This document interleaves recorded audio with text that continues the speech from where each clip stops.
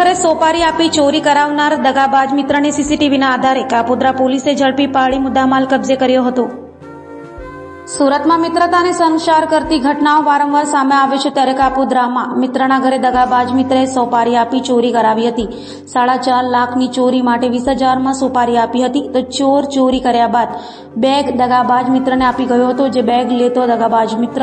સીસીટીવીમાં કેદ થતા ભાંડો ફૂટી ગયો હતો। તો દગાબાજ મિત્ર સાથે ફરિયાદ કરવા પોલીસ મથકે પણ ગયો હતો। હાલ તો પોલીસથી બચવા શેરડીના ખેતરમાં દાટી દેવાયેલો મુદ્દામાલ અને દગાબાજ મિત્ર સાથે બેની પોલીસે ધરપકડ કરી છે। ગઈકાલ તારીખ 16/4/2024ના રોજ કાપોદ્રા પોલીસ સ્ટેશન હદના કૃષ્ણાનગર સોસાયટીમાં રહેતા ચંચલસિંહ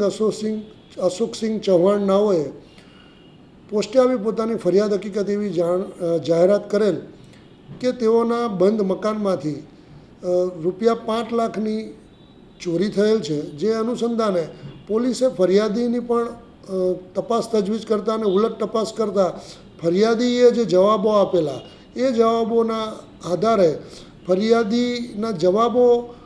જે રીતના મળેલ તે રીતે પોલીસને થોડી શંકા જ હતા। ફરિયાદીએ જે જવાબો આપેલા તે વ્યક્તિઓની પણ પોસ્ટે બોલાવી અને પૂછપરછ કરતા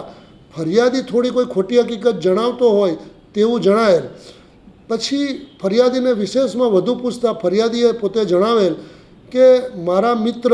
સુનિલ ઉર્ફે કાળુ સીતારામ સરોજ, જે મારા અંગત મિત્ર થાય છે અને અમે સાથે જ રહીએ છીએ, તેઓએ મને જણાવેલ કે ભાઈ તને પોલીસ સ્ટેશનમાં પોલીસ કંઈક પૂછે તો તારે આ પ્રમાણે જવાબ આપવા, જેથી પોલીસને તેના ઉપર પણ થોડી શંકા ગયેલી। અને બાદ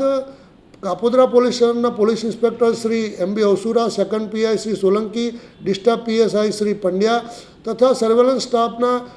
માણસોએ સીસીટીવી ચેક કરતાં એક ઈસમ બેગ લઈને ઘરમાંથી નીકળતો હોય તેવું જણાયેલ, જેથી ફરિયાદીએ જે પોતાના મિત્રની હકીકત જણાવેલી એ મિત્ર સુનિલ ઉર્ફે કાળુ સીતારામ સરોજ નાઓને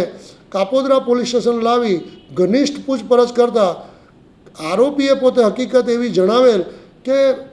મારા ધ્યાનમાં હતું કે મારા મિત્ર પાસે ₹2 લાખ પડેલ છે અને બીજા પૈસા એને એના ઘરે જે પ્રસંગ હોય ફરિયાદીના ઘરે એના માટે એને ભેગા કરેલા છે, જેથી મેં પોતે જ આ ચોરીનું એક ગુનાહિત કાવતરું રચેલ અને આ કામે અન્ય એક વ્યક્તિ મનોજ નાથુભાઈ બાબુરાવ કાપુરે, જેને મેં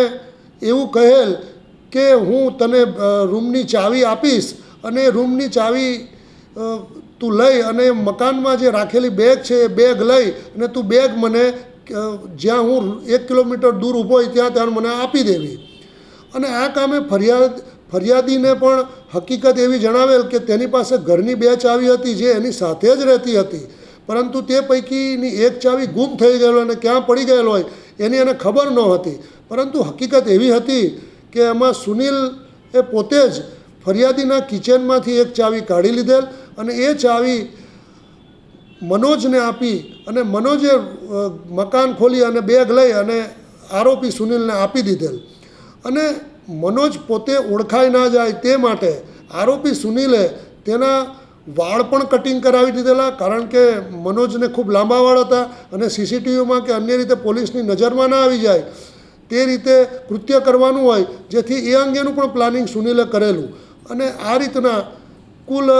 5 લાખની ચોરી કરેલાની ફરિયાદ હકીકત જણાવેલ, જે આધારે કાપોદ્રા પોલીસ સ્ટેશને ગુનો રજીસ્ટર કરી અને પ્રશંસનીય કામગીરી કરી અને